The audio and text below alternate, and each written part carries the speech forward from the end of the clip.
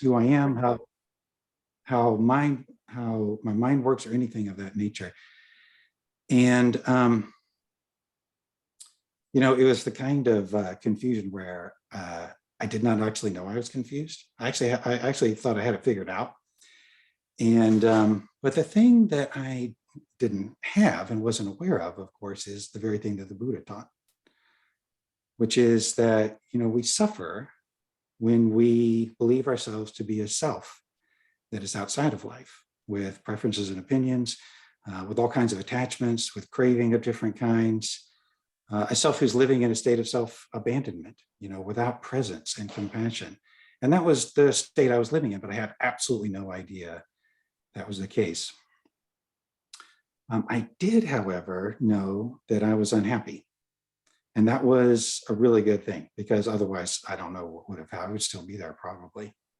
So I did. So this is in my early 20s, I set about trying to figure out why I'm unhappy and what I can do about that.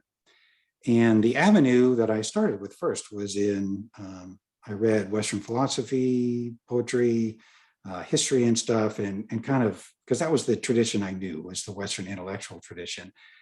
I attempted to take advantage of that. And also I lived very much in solitude. I have naturally a solitary nature. So I was by myself thinking, trying to figure out, like, what is going on here? What's going on with me?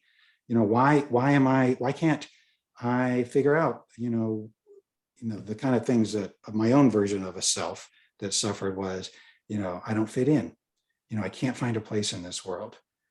I believe that I was incompetent, that I'm inadequate. I don't deserve to be happy. And these, very untrue, it turns out. I didn't know at the time, very untrue, but deeply held beliefs about who I am and, what was possible for me in my life.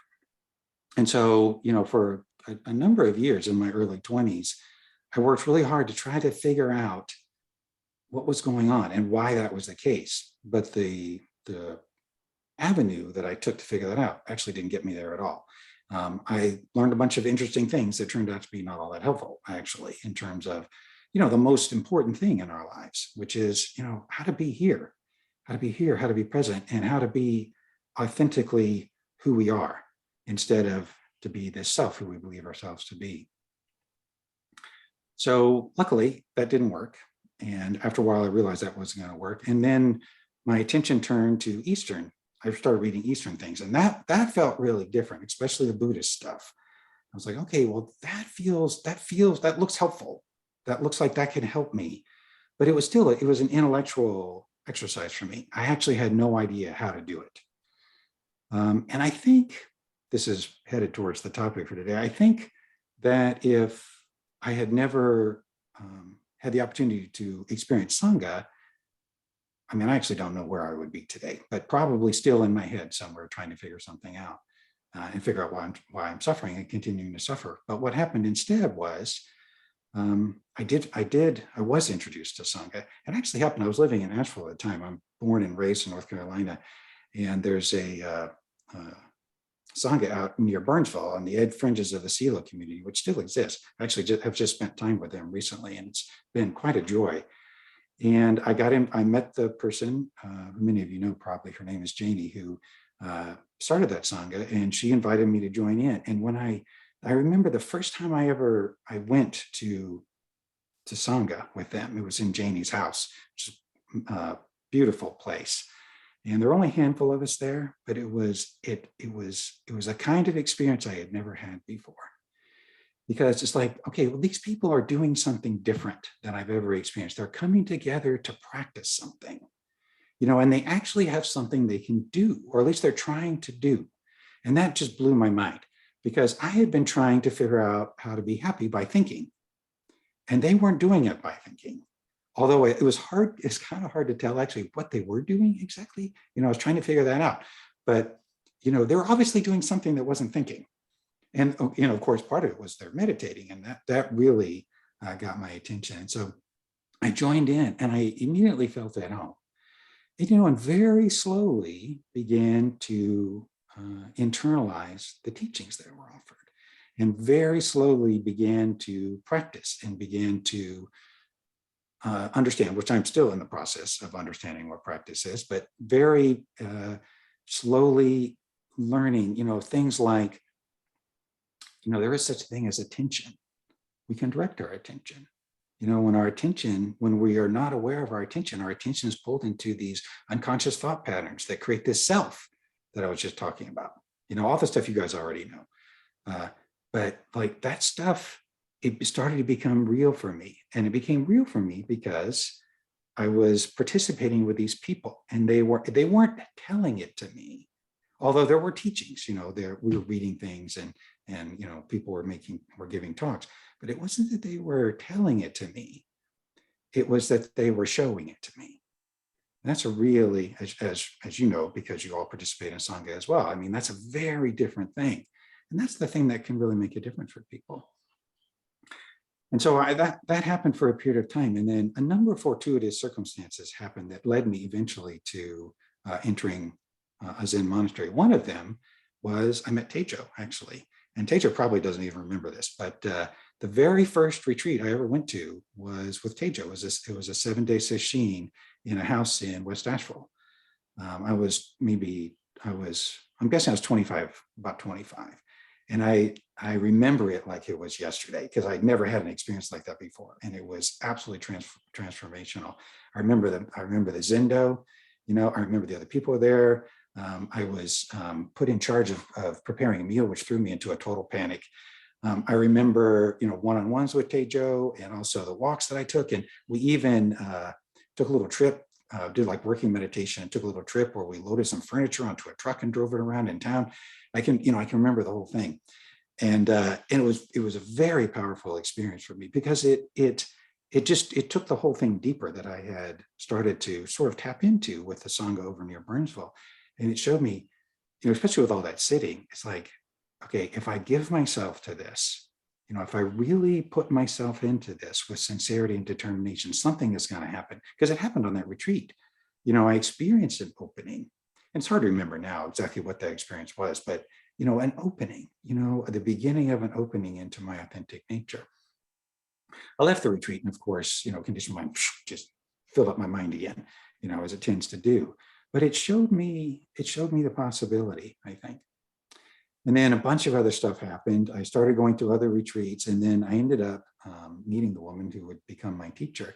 And I found out on a retreat, I had this tremendously heart and mind opening experience, again, of the possibility that practice offers to go beyond this very unhappy person who I assumed myself to be, and to get out of this sort of tragic destiny that it felt like was laid out in front of me. And I could see, and again, it was through modeling. It was also through teaching, because, the various people, Tejo and this other person, they were teaching, but also through the modeling, that I saw, okay, they're somewhere where I'm not.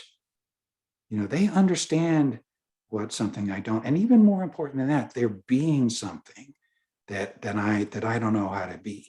But at the same time, I could feel it inside of me. I could tell it's not them. They're not special. Like, they don't have this special thing that I don't have. I could feel in myself that I had that too, but I really had no idea how to access it.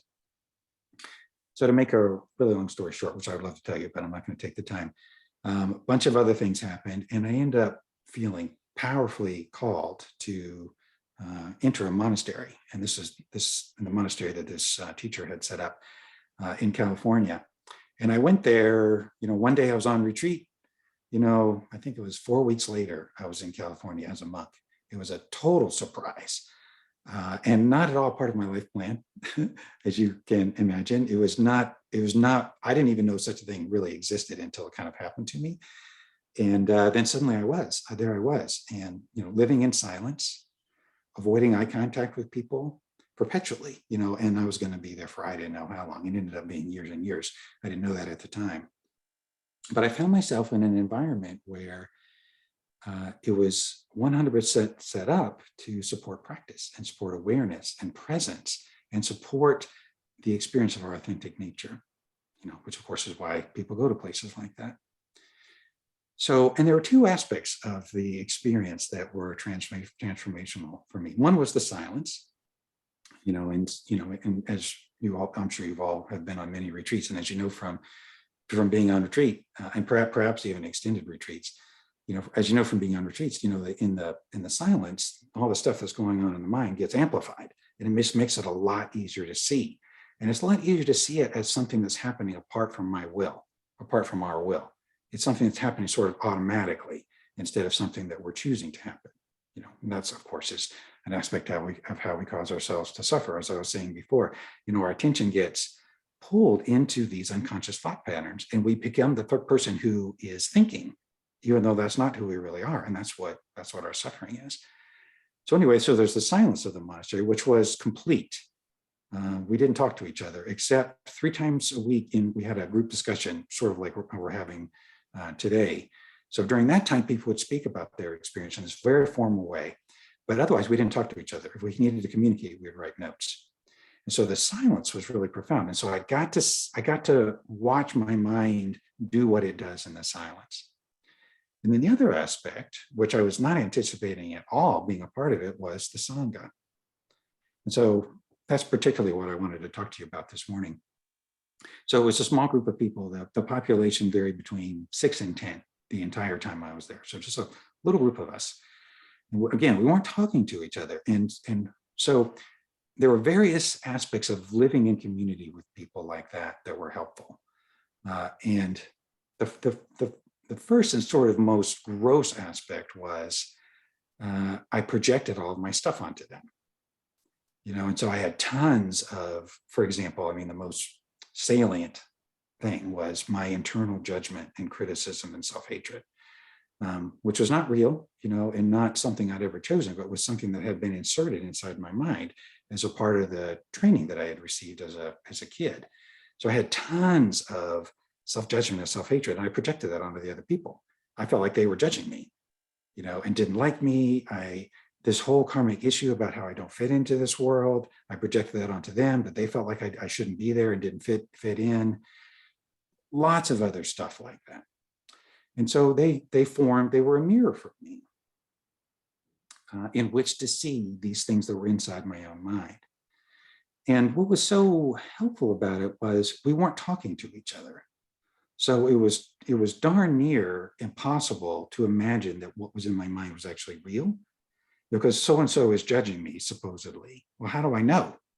Well, it must be the way they're eating their cereal. It's just silly stuff like that, right? There's no actual evidence to support anything that was going on in my mind.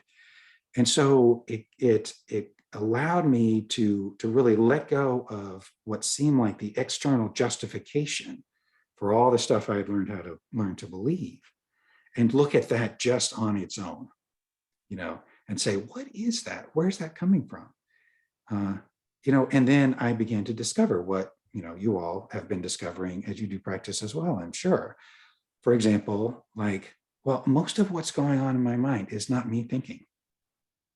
Most of what's going on in my mind is this conditioned programming, the set of beliefs and thought patterns that I was conditioned to believe in, operating autonomously without my volition. And that, as I started to get that, that process, just getting that thing, there's something going on in my mind that is not real, that I actually don't have to listen to and pay attention to, was absolutely life-changing and life-transforming. Things like that. Another one was, and this actually happened through my relationship with the others. So we would come together 3 times a week for a group discussion. It was never set up to do Dharma talks. Even the teacher didn't do Dharma talks. It was always a facilitated conversation. And so what that meant was, I would be sitting there in the room, and my fellow monks would be describing their experience and talking about their practice and talking about what they had seen, insights they had, breakthroughs they had, struggles they were dealing with, places they were stuck, and that kind of thing. And so because we weren't talking, this is a bit of an aside, but because we weren't talking, we did not have a personal relationship at all. And for many of them, I didn't know what their last name was. I didn't know what they had done before they came to the monastery, other than what they had shared in one of these discussion groups. I knew very little about them personally, but I knew their process intimately. partly because they were describing it in these groups, and partly because you can just see it. When you live with people and you watch, we're just kind of, we weren't supposed to be watching each other, but out of the corner of your eye, you're kind of seeing what people are doing, and you can see how people are doing what they're doing. And so I got to know their processes intimately. And what that enabled me to see was the way that they suffer is exactly the way that I suffer. There really is no difference on a process level. Now, on a content level, on the level of form, it is different. Their issues not necessarily the same as mine. The things they tend to believe that came out of their childhood, for example, are not necessarily the things that I do. So the form is different, but the process is the same. And that was another thing that was just revolutionary for me and really changed my whole relationship with myself and life, is to see that there's a difference between the form and the process behind the form. And to see that all of us humans, to the extent that we suffer, and of course, what I mean there is in a Buddhist sense, we suffer, as I've been saying, by being a self that is outside of life. To the extent that we're all doing that, we're all doing that exactly the same way on a process level. And also the way that we end suffering, the way that we experience happiness and peace and well-being and connection and joy on this earth, is the same too. We on a process level, all that's the same.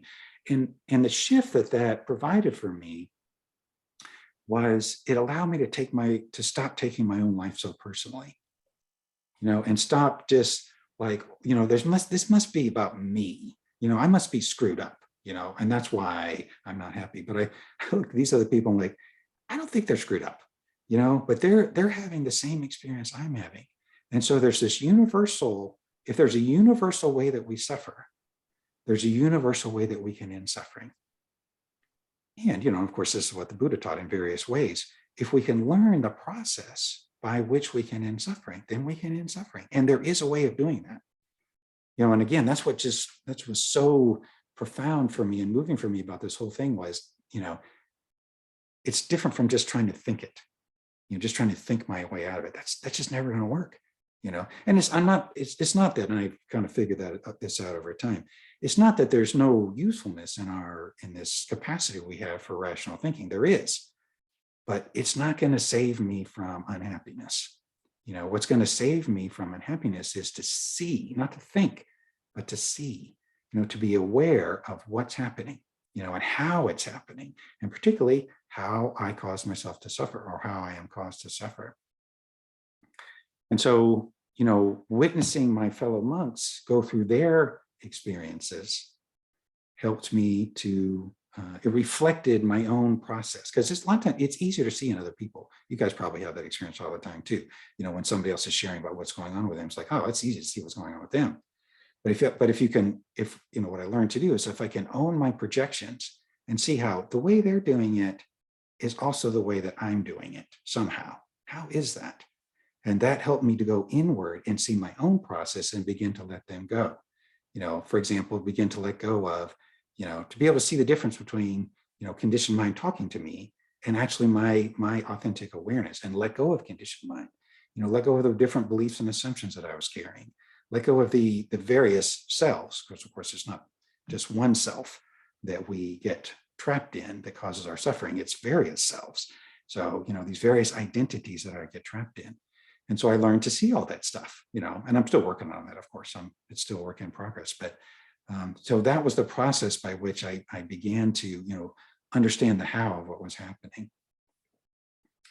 And the other part of Sangha there at the monastery and elsewhere too, but particularly at the monastery that was self-helpful is these people also reflected to me my authentic nature. There's and I'm sure you know this from being on retreat and everything, but there's one of the things I love. I still love being on retreat and go on retreat as often as I'm able to. And one of the things I love most about being on retreat is, especially if the retreat is silent, you get to see what's the most beautiful in people. Do you know that experience? You get to see past their ego stuff, all their hangups and their, the conditioned crap that they do to themselves and others. If that stuff is not allowed, which it wasn't at the monastery, and if you're not talking, there's very little that you can do along those lines, So if there's not space for that, then what remains is this beautiful person. And what I realized is that I got stuck in this thing for a long time where I kind of imagined there's two options, there's two choices. One is you can be a conditioned self. The other one is you can be in this place of transcendent awareness that sort of like transcends our human experience. But what I realized over time through witnessing my fellow monks go through what they go through is, no, there's also an authentic human that's happening too. And I got to see that in them. These are beautiful people as they are. Sometimes they're confused, sometimes they're in conditioned mind and confused. Sometimes they're not. Sometimes they are centered in their authentic nature and in the clarity and the awareness and the compassion that is a part of our authentic nature. And I'm watching these people and they're often doing very courageous things. The life at the monastery was extremely difficult, kind of brutal actually. And, what we were required to face and let go of. And I'm watching these people do these very courageous things. And I'm watching them, especially over time, like some, a person would arrive at the monastery and just be a mess, just like I was when I got there. And then gradually over time, watching them kind of relax, and then start to let go of all of this crap up there and see, just as had been happening with me, see what's really going on and let go and begin to connect with who they really are authentically. And I figured, I'm watching this happen with other people, well, that must be the case for me too. And so I learned to use that as reflection to see, well, who am I? Who am I really apart from this conditioned self or these conditioned selves that I was taught to be? Of course, what I learned, and this is, again, it's something you already know, but what I learned is what I am is not a self. It's not a particular thing. There's a particular form. I have this body, I have a history, I have preferences and opinions, those kind of things. There are desires there that are innocent and lawful, but there is no self. And who I am most authentically is the same as what life is. It's the same as what animates the trees and even the stones, and the sunlight. Like that is what my authentic nature is. And I got to see that in those other people. They reflected that to me, and it was most beautiful. So then, eventually I left the monastery. It was about close to 8 years ago. And for a while, I was without Sangha for a couple of years, actually. And then what gradually happened, this is one of the things I just feel most grateful for in my life, is that I have found Sangha again. And so, I'm facilitating a small Sangha. It's mostly virtual these days, but more and more it's becoming local.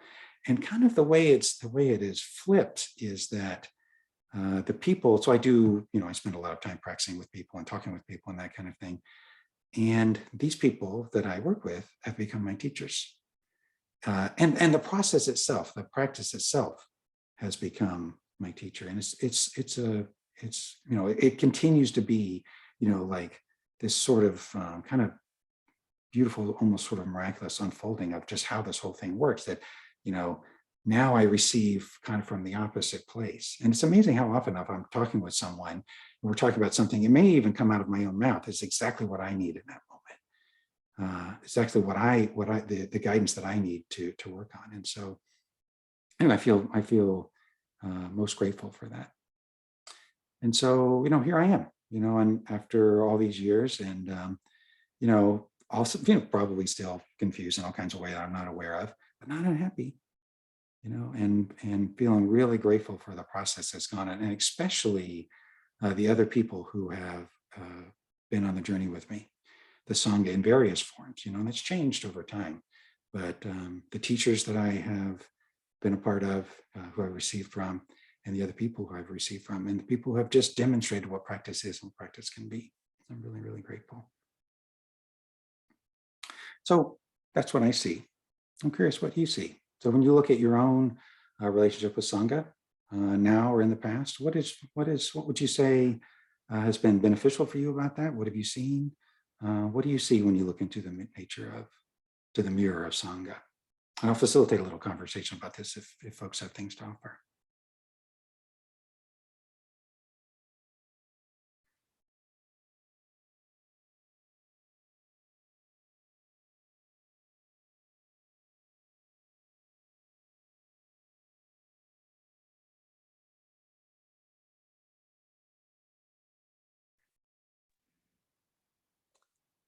And I wanted to, I've had, in terms of Zen Sanghas, I've had experience with two. One a long time ago, which, and I know it's carrying in all of the patterns and habits and vision of who you are. That one didn't fit me at all. okay. What I found in meeting Tejo, and I'm not in North Carolina, so it was Okay. long distance until thank you Zoom. Feels, I could go to sessions occasionally, but now I really feel connected through Zoom, which Wonderful. isn't the same as what you are describing, but No, but it sure is nice to have, isn't it? oh, it makes all the difference. It's very real when you go from no Sangha to being connected through Zoom. No ongoing week to week Sangha. Right. Well, and one that calls to you, right? Because obviously the work that Tejo is doing really calls to you. So that gives you a way to connect. What I wanted to bring up for me. What gave me an entree to getting connected was whatever it is that Tejo projects. It was something I trusted. I could relax that part. I didn't have to stay on guard and go, oh no, like I felt I had done before. And so there's something about the whole climate of a place, that I think, makes it possible, even though my in-person participation is, well, during COVID wasn't there at all, but I've gone to a couple of sessions since then. And it's the whole sense of being able to be present in a way of feeling trust in what's going on. Yeah. So what I hear you saying, just let me reflect what you're saying for a moment, see if I've got you. I heard a couple of things. One is you experience in Tejo, you can experience the effect of her own practice, right? Her presence, her ability to be present and aware, to be outside of it. I don't know if you guys use this language, but in the language I use, outside of conditioned mind, not involved with all the, dysfunction and happiness and stuff that's in there. You can sense that in her, I think, right? And so there's a kind of trust that comes from that. And also that diffuses into the environment of the Sangha, right? And so, which tends to happen, right? The state of consciousness of the teacher is, and also they're kind of like their style, sort of, the way that they are infuses the environment of the Sangha. And so you feel a trust in that environment too, right? And you didn't say this part, but, just the way that I see it working is, so there's an environment, you come to it, you trust it, right? So you let go, and that gives you permission to let go into your own center, your own authentic nature in the way that Tejo is modeling. So then you're trustworthy too, right? And then other people are joining in, they're doing the same thing. So a whole environment gets created where, oh, I see, and you can feel it, right? And that's kind of what you're saying. You can feel it. This is a place where I can let go. I don't need to be defended here. I can actually be myself here and trust that that's going to be okay. Yeah. And even when there were a lot of people involved doing the Jukai ceremony in May and a lot of stuff happening, it was kind of a revelation how something about that sort of setting made stuff possible that seemed impossible. There were so many moving parts that had to, and they did. Yeah. Yeah. Well, you don't have a bunch of egos. Awesome. You don't have a bunch of egos like competing for attention and trying to figure out who's better than everybody else and, who's in and who's out and all that, right? People are in the moment and they're in the flow, and then it just kind of flows together. It's like whole mind sort of. Being a monk, I have many experiences of what you're saying. I feel like where just almost sort of magically, like things just come together but it's because we're all participating in something together. It's sort of like we join together as one mind, sort of, and it all kind of happens. And everybody's doing their individual part, of course, but it's kind of magical, isn't it? Mm-hmm. Mm-hmm. Yeah. And then within you too, of course, that's what's happening, right? So you're participating in that, in the ceremony and all the preparations and everything. There is a space for you to be you in that, you know, to not be an ego, not be defended in that. So while that outward thing is happening, that's sort of a forum in which you get to experience your own authentic nature, which is what practice is all about, right? Is providing ourselves a chance to experience that. And it kind of, as I was saying in my little thing, I said, you know, learning how does that happen? What's the difference between the experience that happens when we're present, we're here, we're aware, and when we're not, you know, when we're in conditioned mind, when we're struggling and unhappy and fighting with life and trying to control life and all the things that happen. Mm-hmm. And another stream in that whole experience was a really deep sense of being taken care of. You know, it was like, it was very, again, it was one of those letting go, making it possible to let go kind of things. Mm-hmm. So, yeah, I so know, of course, I don't know your experience of that, but I sure know mine. You know, I so know that experience for myself. And I feel that very much, you know, in my life now.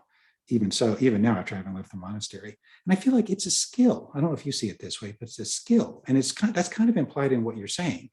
You know, and the skill is being here, basically, and being in the flow of life unfolding. You know, and there's I experienced that too. I feel deeply taken care of. You know, even on the level of, I don't know if you experience it this way, but when I'm in that place, you know, I'm not in the place of conditioned mind, I'm in the place of presence, and, you know, where I'm just in the flow of life unfolding. It's just, I don't even have to make decisions about things. right. You know, it just, the next thing is put in front of me to do. And that happened at the monastery, but it was harder to see in some ways at the monastery because somebody else was making the decisions all the time. But since I've left the monastery, it's been really amazing to watch. I mean, I in some ways, from a certain point of view, I say, well, I've made a lot of decisions. But from another point of view, it doesn't feel like I've made any at all, you know, because it's just, and that's a skill to be able to be in that place where life is just unfolding in front of us. You know, we're just saying yes to it, and it's taking us exactly where we need to go. Yeah, do what the moment requires without throwing all that other stuff at it. Absolutely. Yeah. Cool. Great. Thanks so much, Ian. Thanks for starting us off too. Appreciate that. So who else? You can just make a show if you want to share, and I hope you will. Anyone else?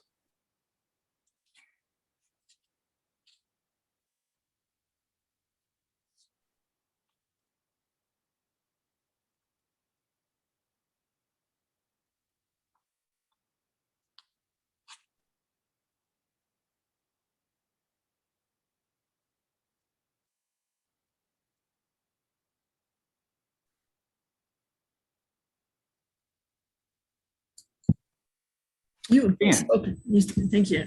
You spoke about this, I think, a little bit, but one of the values that I have found on a very long-term Sangha, it's been 20 years.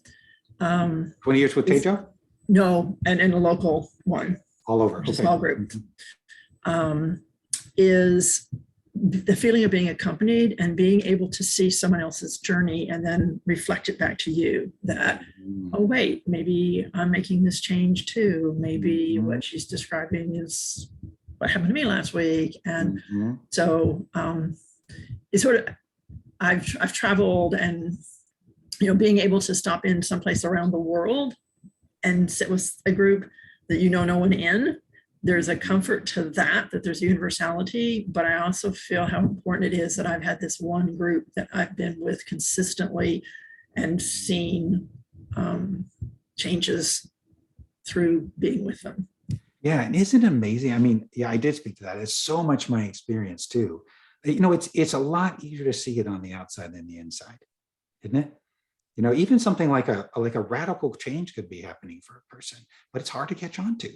You know, we need a mirror. That's why, you know, I thought it'd be fun to talk about it as a mirror. We need a mirror to look into.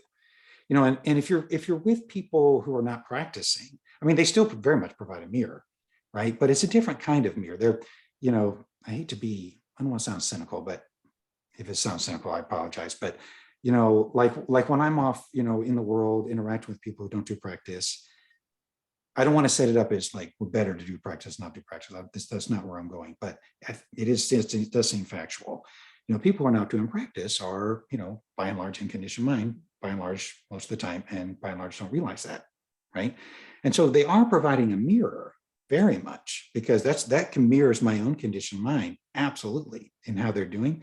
But in Sangha, folks who are doing practice, they provide this other kind of mirror too. And I think this is what you're speaking to, Jan, a mirror of your authentic nature, but also of the way to practice, right? And the way to let go of whatever kind of suffering you've endured in your life and move to a place beyond suffering, into a place of, peace and union and connection and compassion, or, whatever you would describe that for yourself.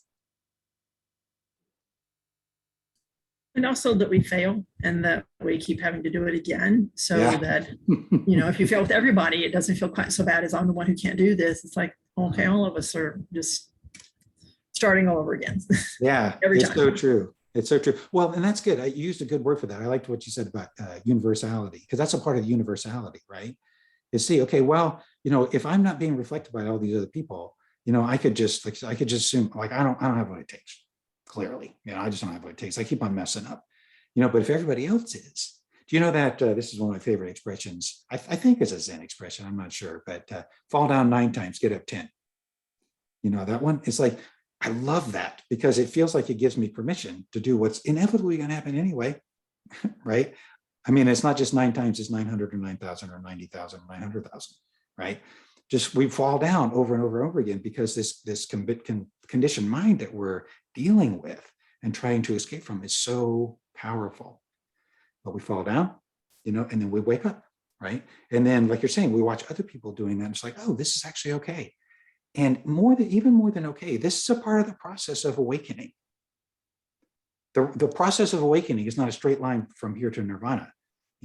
Process, at least for me, the process of awakening is fall down over and over and over again. But every time you fall down and then you get back up, you learn how you fell down, right? And that's really, really helpful, because you have to know the how of it if you want to get to a place where you can end suffering. Mm-hmm. Yeah, cool. Great. Thank you. Who else? What else? Lorna, were you raising your hand, or was that you were just making go show to Jen? Okay. Anyone else?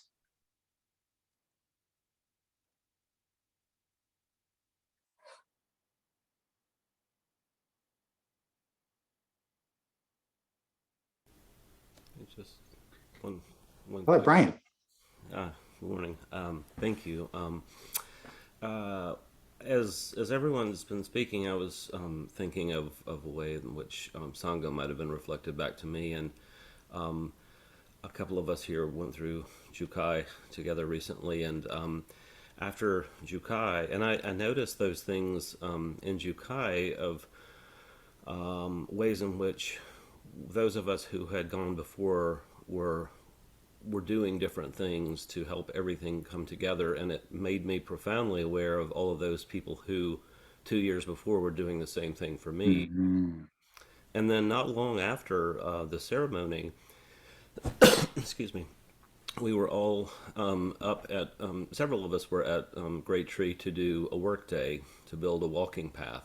Mm-hmm. And I arrived and talked over what was being done and where I could help, and then just found a place to start working. And it was interesting how this unfolded, because it seemed the work was doing itself. And by that I mean we were all individually working, but it didn't seem like any one person was working. We were all doing it together. Mm-hmm. Things were getting done. Things were getting noticed where somebody else needed help. Someone would come over and do that and then go back and do what they were doing, and we would all take turns mm-hmm. doing that. And eventually, over the course of several hours, this path got made. And yeah, it's the best, isn't it? Yeah, and that was a really neat thing to see. But I was seeing in that people recognizing need where there was, where someone needed assistance they could give, where other people needed it they could give, and there wasn't any there wasn't really, and nobody really ever thought anything. They just went and did something, and it just seemed to happen. So that was a nice thing to have, and I was reminded of that when I was hearing everyone else sharing. So Yeah, that is one of the most beautiful experiences in the world, I think. What I'm projecting onto you when you're saying that is, so in that experience, you're being you, right? You're doing your individual task, but you're not attached to being you, right? You're not identified as this particular person that's separate from everybody else, with kind of these membranes and boundaries and defenses up, right? right. You were being you, but simultaneously you were being all.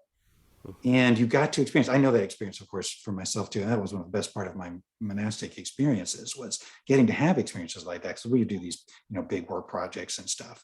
And to get to be, it's kind of like we're one thing, Right. but at the same time, individuals. And it's kind of mind blowing, isn't it? Such a thing as possible.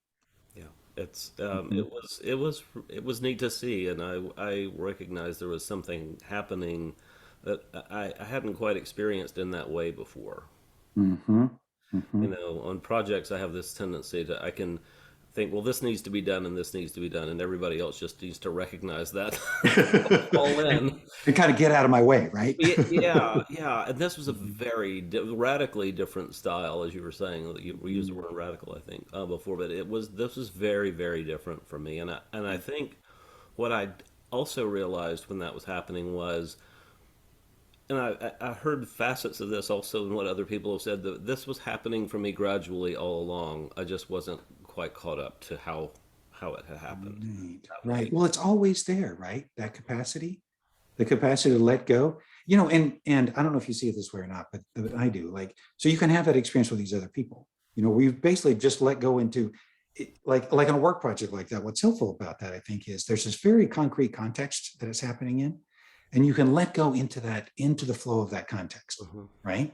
And it gives us, that's one of the best things about working meditation as a group, is that it gives us a way to practice letting go into the flow with other people.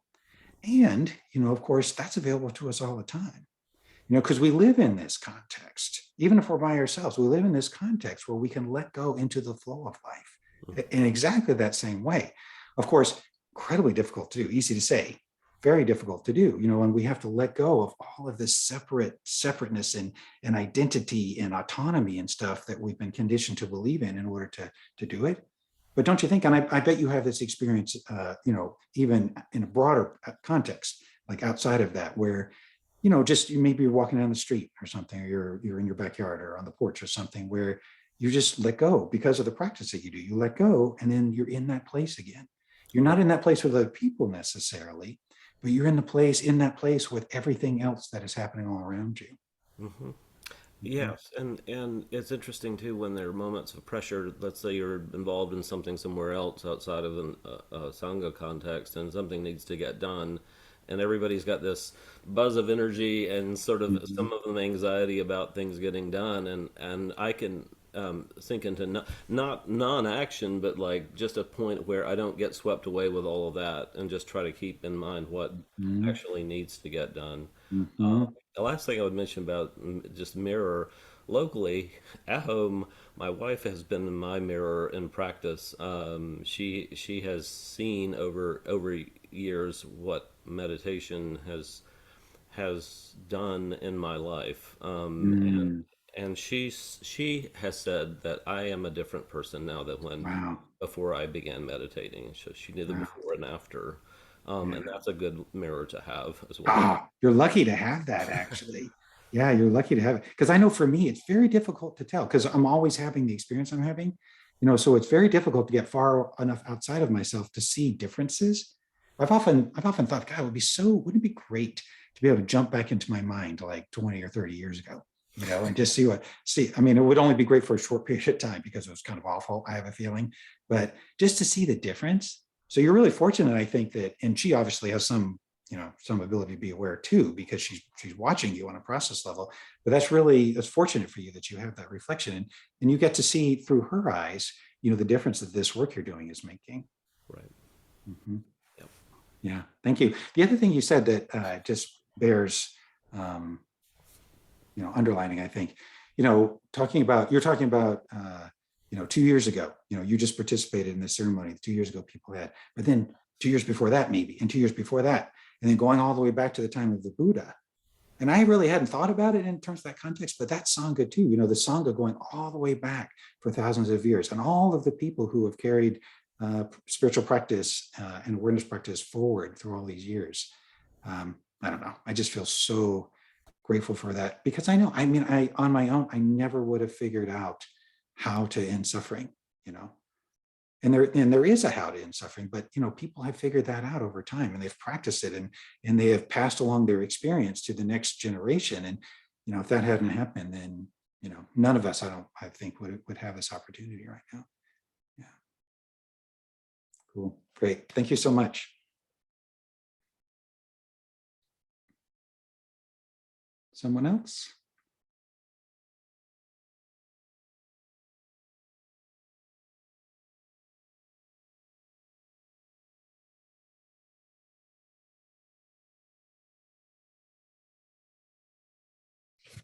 Well, Okay, Joe.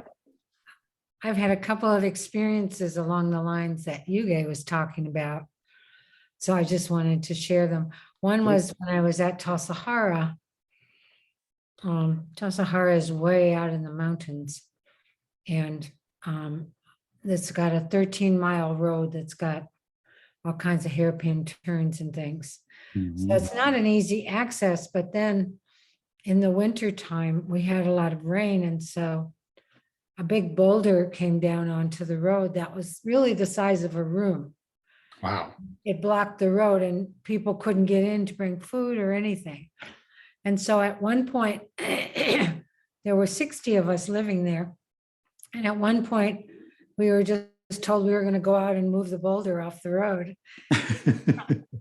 I was like, yeah, right. Because this thing was huge, and there were only 60 of us.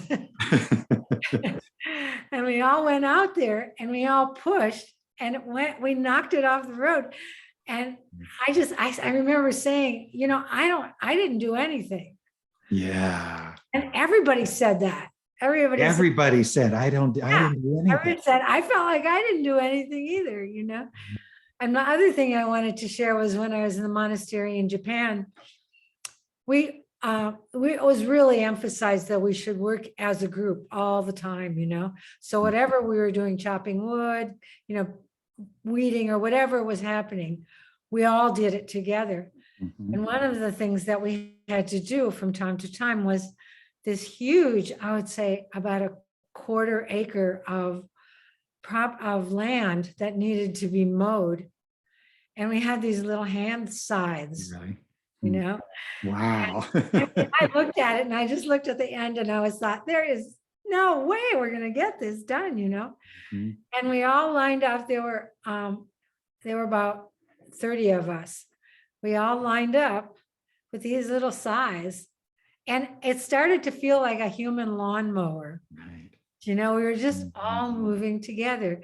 At a certain point, you kind of give yourself over and say, well, this is what we're doing now, whether I think it'll work or not, I'll just do it. And in no time, of course, you get it mowed, you get it cleared. And it's such a great thing to be able to experience those kinds of things, because it really gives you faith in the Sangha process, kind of. For sure.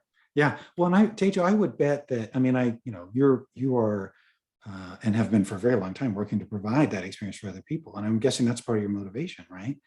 Is wanting to provide people the experience of. Oh, yes, absolutely. Yeah. And also to keep having that experience myself, because for sure. Well, that's what keeps the faith alive. Yeah, it's so true. Yeah, there's a lot that many times that happened for me at the monastery too. One time our well went dry.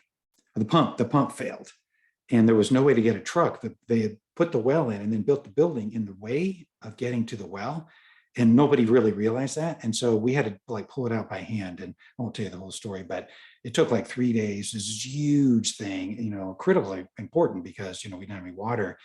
And at the end, we took out the pump, put the new one back in, pure monk power pulling this thing out. No trucks and winches and any of that kind of stuff. And when we put it in and hooked up all the piping and put on electricity and the water came out, I mean, I just wanted to cry, because we had done it, but we hadn't done, I tear up even now thinking about it. We hadn't done it as a group of egos, who were competing like for attention or something. We had done it. We had done it at really as it felt like as one thing, much as you're saying, and it's the most beautiful experience in the world. Yeah. Great. Thanks, Tejo. Okay, we're just about out of time. Are we out of time, Ann? Is it time to transition? Well, if nobody has anything else to add, we could invite Tejo to close the sutra, and thank you. And oh, let me say something. Thank you. Thank you for the time. I really appreciate you guys, and it's great to know you're out there. I love Great Tree. I've been able to visit there a couple of times, and you folks are really privileged to have the Sangha you do. So thank you for the experience of Sangha this morning. Really appreciate it.